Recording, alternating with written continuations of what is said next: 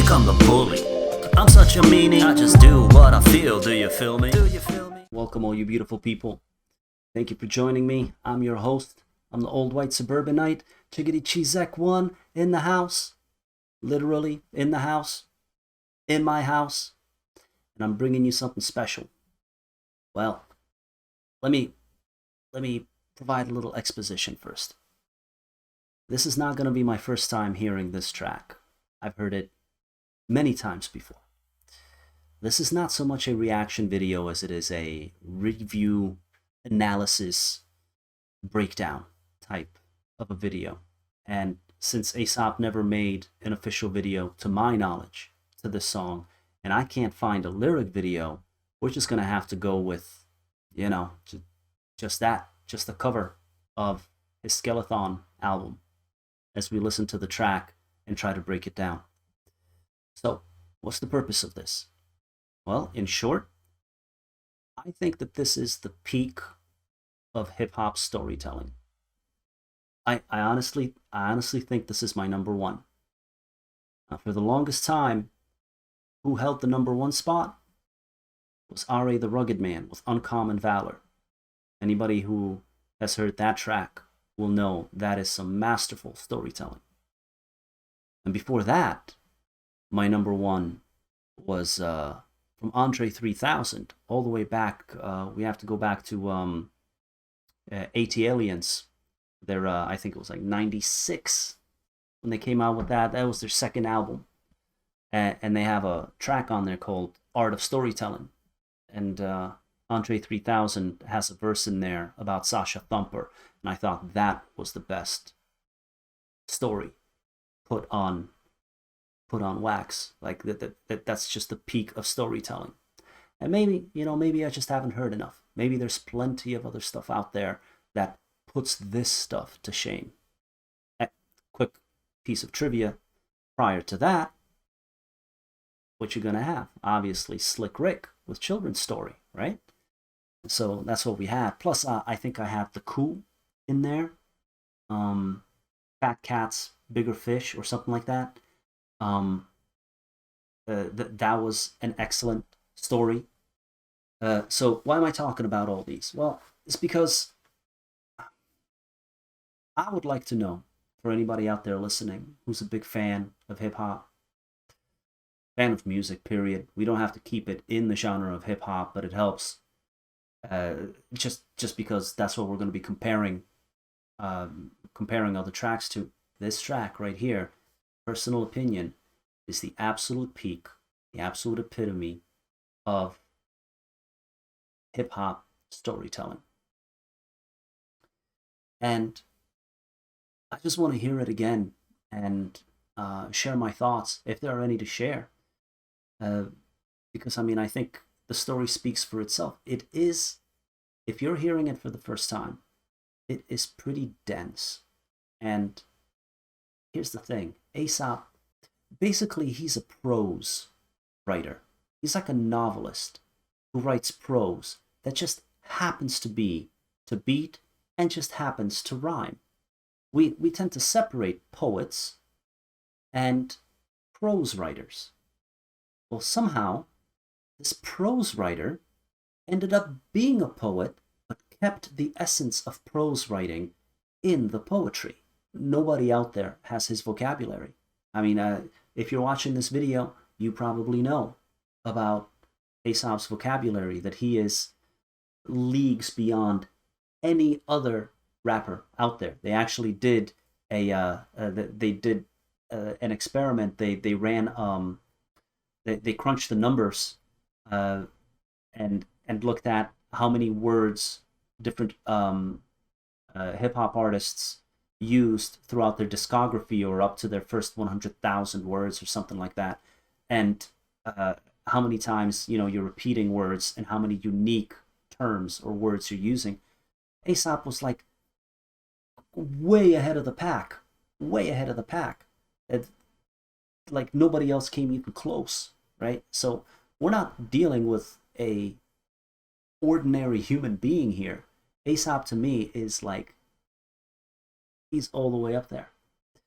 Let me stop talking let's get into what I personally consider to be the very best story put on wax by a hip hop artist. Aesop Rock's Ruby, 1981.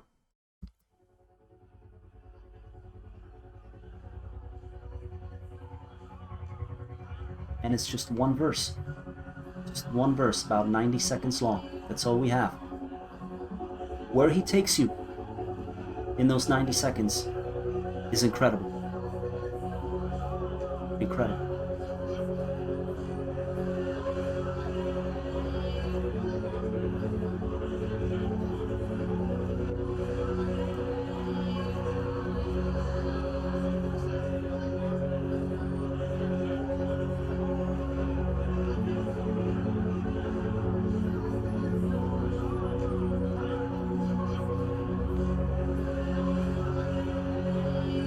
Here we go, happy holidays. July 4th, 1981. Candles of a Roman ilk unloaded from a Chevy truck into the Homer folks had built. Patio was charcoals and extended fam and folding chairs. Safety arced around the yard to focus on the smoking flares. Couple cousins, uncles, aunts, mostly grown-ups, couple brats. Baby Ruby's only 2, she's too close to the jumping jacks. Mommy scoops her to the house, buckles up the booster seat, rolls her to the storm door, let her long for all alone to see. Telephone distracting mom, Ruby wriggles at her strap, fingers push the plexiglass, she's off into the sour patch. Past the pyrotechnics, undetected and invisible. Woke the sleeping beagle, skipping toward the kidney swimming pool.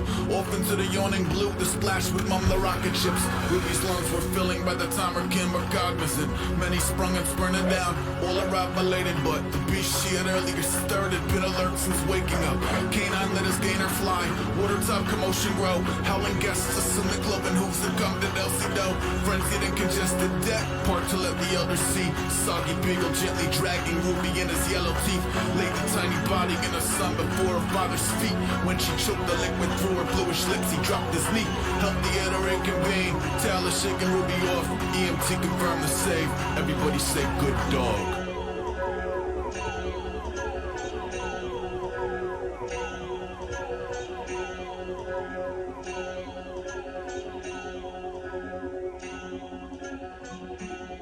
Wow. Wow, holy shit. Holy shit, what a fucking masterpiece. First of all, it's not a single percussive sound, right? Not a single drum in that entire track. All we have is just a crescendo of sounds that crash at the climax to get the strums of that guitar or that guitar sound. I don't know my instrumentations, so forth. So it's probably, you could probably replicate it on a drum pad or a keyboard, whatever. But that's when the tension breaks. It's just unbelievable. It's just unbelievable how much power just one verse can have. But it's very expertly done. There are subtle things there that work in the background that enhance this story so that you can truly feel like you're in the middle of it, because you have the sound of a gathering of people, right? Because it's July 4th. So if you listen in the background, it sounds like, hey, it's a group of people. They're having some kind of a get together. And then as the story progresses and you hear about Ruby falling into the pool, you hear the splash. It's in the background, it's faint, but it's there. And then when you get to the point with the beagle, you can hear the dog barking in the background. It's a masterpiece. It's a masterpiece.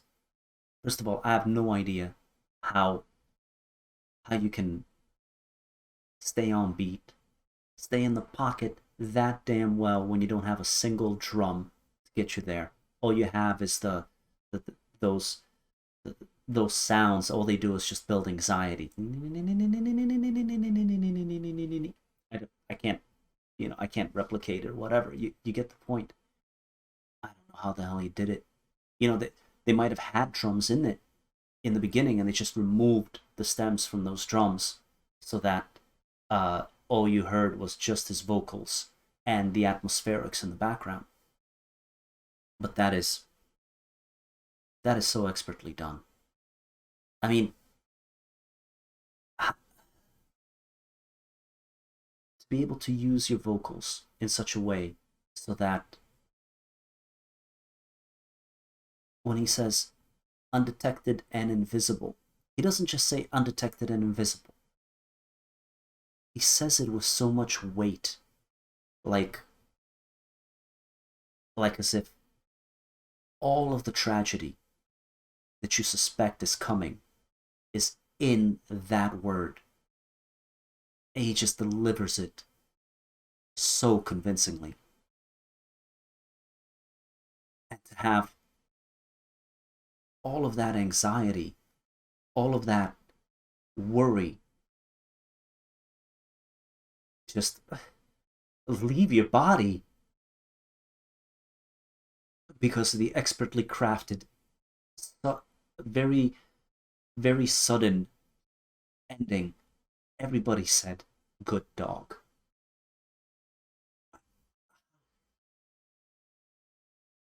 How on earth did you put this together? This to me is the peak. This to me is the best that I have ever heard. Now, if you feel differently, by all means, please tell me, because the way this has made me feel, I want to hear something else that gives me something similar.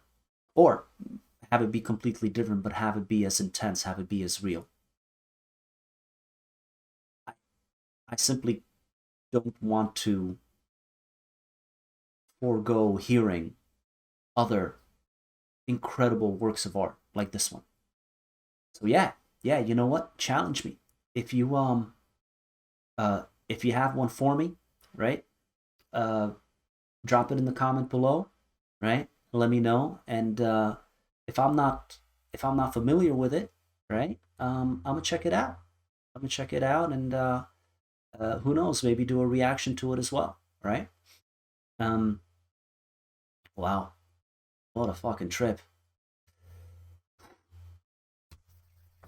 Thanks for watching. Appreciate it. I'll catch you in the next one. Peace.